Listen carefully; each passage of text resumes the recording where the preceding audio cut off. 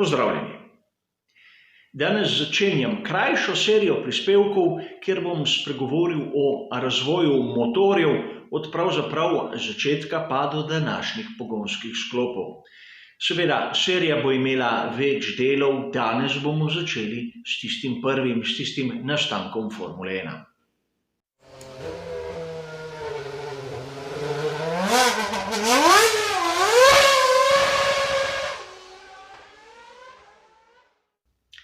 Ko povprečni navdušenec spregovori o motorju bolida Formule 1, mislim, da postavi neko vzporednico s človeškim srcem. Namreč motor je tisti, ki poganja bolid hitreje in hitreje po tisti začrtani progi. A motor po svoje je več kot to. Ni samo tista groba moč, visoko število obratov, katero je pomembno. Pomembna je tudi, na primer, njegova poraba, njegova teža, njegovi gabariti, kateri vplivajo na izgled samega bolida. In v tej seriji prispevkov si bomo pogledali vse to, kako je motor se razvil iz tistih začetnih faz, oziroma še pred tem, in je prišel na koncu do tako imenovanega pogonskega sklopa, katerega gledamo danes. In kot vidite za mojim hrbtom, sem izbral kar lepo število maket, katere nam bodo pomagale tudi v naslednjih delih pokazati prav to. Seveda moram poudariti, da v tem pregledu se ne bom toliko ukvarjal s tistimi motorji, ki smo jih videli na dirkih za 500 milj Indianapolisa, takrat, ko so te veljale za svetovno prvenstvo Formule 1. Namreč pravilnik je bil drugi uzak, čeprav so štele za točke svetovnega prvenstva. In seveda, kot ponavadi bomo skušali ugotoviti, v katero smer se je obrnil razvoj, kako so razmišljali inženirji, in pokazati bom skušal tiste običajne zadeve, ampak tudi malce nekonvencionalne rešitve, katere smo videli, čeprav te nekonvencionalne rešitve so lahko malce manj znane. Različna obdobja v razvoju motorja Formule 1 sem ločil po pravilniku. Namreč pogledal sem, kako se je spremenjala tista maksimalna dovoljena kubatura in seveda, kako je bilo z načinom polnjenja. Vzel sem dokaj enostaven pregled, zato da stvari ne bodo komplicirane. In kot sem rekel, začeli ne bomo z letom 50, začeli bomo z obdobjem pred drugo svetovno vojno. Namreč že takrat so se porajale ideje, katere so bistveno vplivale vsaj na tisto prvo obdobje sodobne Formule 1. In tu bomo že takoj videli, kakšna razlika je lahko v konceptu motorja, kateri vpliva na zunanji izgled bolida. In tu je treba poudariti, da verjetno dva izmed najbolj znanih bolidov sta Mercedes 154, kateri je imel motor V12 prostornine 3 litrov prisilno polnjen in ga vidite tu v moji roki. Eden malce manj znanih v svetu takratne Formule 1, a zgodovinsko izjemno pomemben, je Maserati 8C TF. Namreč ta Maserati je bil po mnenju mnogih bistveno hitrejši od Mercedesa 154, ampak bil je izjemno nezanesljiv. A nezanesljiv samo do neke mere. Nato so jih prodali, ko je v Evropi izbruhnila vojna. Šel je v Ameriko in leta 1939 in 1940 osvojil dirko za 500 milj Indianapolisa. Bil je prvi bolid, ki mu je to uspelo v 2 letih zapored, a razlika med enim in drugim je ta, da Mercedes ima motor V12, Maserati 8 cilindrov linijski. In vsak lahko vidi razliko v čelni površini in tudi v dolžini samega bolida. Praktično motor postavljen spredaj je bil tisti, ki je narekoval marsikatero rešitev že v obdobju pred drugo svetovno vojno, in vidimo, da tisti Mercedes, s tem, da je imel bolj kompleksen motor, kateri je bil v bistvu krajši in nekoliko nižji, je bil vsaj na izgled bistveno bolj sofisticiran od tistega, kar je napravil Maserati. in govorimo o vrhuncih tehnologije pred drugo svetovno vojno. Seveda, po drugi svetovni vojni so pri Formuli 1 začeli ne leta 50, temveč 47. Leta 1950 imamo prvo svetovno prvenstvo, a dirke so se odvijale že prej. In takrat so vzeli tisto formulo Voiturette, to se pravi tisto drugo nižjo formulo kot tisto izhodišče. Tako da smo videli kar nekaj bolidov, kateri so bili izdelani pred drugo svetovno vojno in govorimo naprimer o Alfa Romeo 158, o katerem je poseben prispevek, kot pa navadi bližnjica v opisu. V opisu bodo tudi druge bližnjice, če vas zanimajo. A treba je poudariti, da v tistem obdobju smo videli izjemno enostavno arhitekturo motorjev v večini primerov.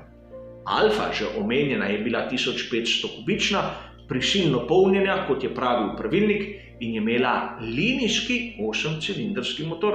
Podobna je bila malce prej pokazanem Maseratiju. Seveda, imeli smo ekstreme, kot je bil BRM Type 15, kateri je imel V16 motor, 1500 kubičen. Imel je okrog 600 konj, najmočnejši bolid tistega obdobja, ampak izjemno nezanesljiv. A seveda v začetnem obdobju govorimo predvsem o Alfa Romeo 158 Alfeti. Pozabimo na mnoge druge zanimive bolide, kateri so imeli motor čisto drugačnega koncepta. Namreč v tistem obdobju je bilo dovoljeno uporabiti tudi 4,5-litrske atmosferske motorje. In tu imamo tistega glavnega, največjega antagonista Alfet. Talbolago T26C. In če pogledamo to maketo tega znamenitega bolida Formule 1, bomo videli, kako gromozanski je bil, ker je imel ogromen 6-cilindrski linijski motor. In seveda sedaj se moramo zavedati, res Alfa Romeo je imela 2 cilindra več, a kubatura je bila 1500. Tu je imel Talbot 6 cilindrov, a skupna kubatura 4,5 litra. In to se je poznalo na sprednjem delu. Seveda, potrebno je bilo kar nekaj razvoja, da bi bil ta bolid konkurenčen tistim znanim Alfetam, katere so bile varno spravljene celo drugo svetovno vojno in so praktično čakale na svojo priložnost. A premalokrat se pokaže tudi tisto, kar je nastalo po drugi svetovni vojni, da bi praktično sploh začeli dirkati. A opazili smo, da v tistem začetnem obdobju kakšne kompleksnosti motorjev nismo videli. Namreč, če pogledamo, kaj se je dogajalo pri Ferrariju, smo imeli v tem začetnem obdobju 2 bolida. In prvo tistega imenovanega 125, kateri je bil v 12 prostornine 1,5 litra in kateri je bil popolnoma neuspešen. In nato smo imeli drugi bolid 375, kateri je bil zopet v 12, a kubature 4,5 litra. Namreč, ugotovili so, da ukoliko majhno kubaturo razdelijo na preveč delov, je zanesljivost tista, ki trpi. V nadaljevanju bomo videli, da tisti najbolj zanesljivi bolidi so bili tisti, ki so imeli izjemno majhno število valjev. Zakaj? Manj kot je bilo delov, v kateri so se gibali, manjša je bila možnost, da je šlo nekaj narobe. In videli bomo, da ta filozofija se je odrazila pri marsikaterem zanimivem projektu. Seveda, vsakdo izmed nas z velikim veseljem ogleda stare črno-bele fotografije iz tistega obdobja, ki nam kažejo tiste fantastične motorje, ki so nastopali v bolidih Formule 1. A malo kdo izmed nas se zaveda, da material, kateri je sodeloval na takratnih svetovnih prvenstvih, je ponavadi izviral tudi iz obdobja pred drugo svetovno vojno. Torej, ne samo, da so bili tehnološko malce zastareli, tudi iztrošeni so bili. A v tistih letih po koncu druge svetovne vojne ni bilo denarja za razvoj čisto novih bolidov Formule 1, zato so prišli v situacijo, ko so bili prisiljeni stopiti korak nazaj. Namreč v sezoni 1952 in 1953 so na svetovnem prvenstvu Formule 1 točke dodeljevali tistim voznikom, kateri so vozili bolide skladne s pravilnikom Formule 2. Mnogi izmed vas poznajo na primer znanega Ferrarija F500 F2. Seveda z njim je Ciccio Ascari osvojil naslov leta 52 in 53. A šlo je za enostaven, nesofisticiran bolid, kateri je bil v prvi vrsti namenjen strankam, zato ni smel biti preveč zapleten. In seveda tako se je rešilo svetovno prvenstvo Formule 1, a kar se tiče tehnologije, se je šlo v bistvu korak nazaj. Motorji so imeli prostornino 2 litrov, govorimo za atmosferske variante, po večini so bili 4 cilindrov linijski motorji, kar ni nič slabega, če se mene vpraša. Obstajala je pa seveda tudi opcija. Namreč, ukolikor bi si kdo želel prisilno polnjenega, je ta lahko imel največ delovne prostornine 750 kubičnih centimetrov. Seveda, nihče si ni izbral te poti. Vsi so raje vzeli tisto, kar je bilo na voljo. In seveda na to pridemo do drugega obdobja, katero je zaznamovalo zgodovino Formule 1. Namreč prvega pravega pravilnika za bolide tega športa. Govorimo o sezoni 1954. In iz tega obdobja marsikdo izmed vas pozna kar nekaj zanimivih bolidov. Prvi verjetno Mercedes W 196. Znani bolid, katerega mnogi poznajo v tisti verziji z pokritimi kolesi, aerodinamično karoserijo, a tu ga vidite v tisti, recimo temu, najbolj pogosti, tisti klasični izvedbi. Njegov motor, kot sem že povedal, je bil prostornino 2,5 litrov, ampak je bil 8 cilindrov linijski. In vidimo lahko, da gre za precej močan čokat bolid, še posebej, če ga primerjamo z njegovim predvojnim predhodnikom, tistim dvojni V 154, kateri je imel prostornino 3 litrov, sicer prisilno polnjen, ampak je bil V12. Vidimo, da povojni naslednik je imel že na prvi pogled kar precej večjo maso, večji upor in seveda ni kazal tistega tehnološkega napredka, katerega bi pričakovali od nekega povojnega projekta, narejenega brez, varčevanja pri sredstvih. A vidimo, da Mercedes W 196 je imel marsikatero slabo točko, a motor ni bil ena izmed njih. Bil je izredno zanesljiv in praktično s to svojo zanesljivostjo in relativno močjo je doprinesel k tistima 2 naslovoma, ki jo je dosegel Juan Manuel Fangio. Juan Manuel Fangio se ni ustavil pri Mercedesu. Seveda, zmagal je tudi z Lancia D50, katero je poganjal znani motor V8, kar je bilo nekaj posebnega in tudi o tem bolidu je svoj prispevek bližnjica seveda v opisu. A tu bi rad šel k Maseratiju 250F, tudi z njim je Fangio dosegel naslov svetovnega prvaka. In razlika med enim in drugim bolidom že na pogled je očitna.